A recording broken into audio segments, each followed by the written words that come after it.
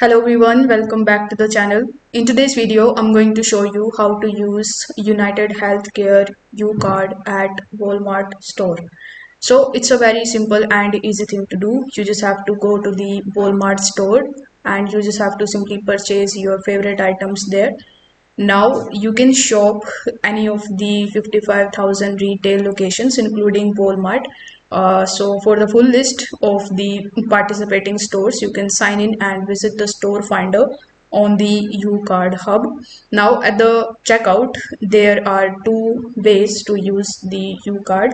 You can simply swipe your card or scan the barcode, and you can scan your digital UCard barcode with the United Healthcare application available at most store locations.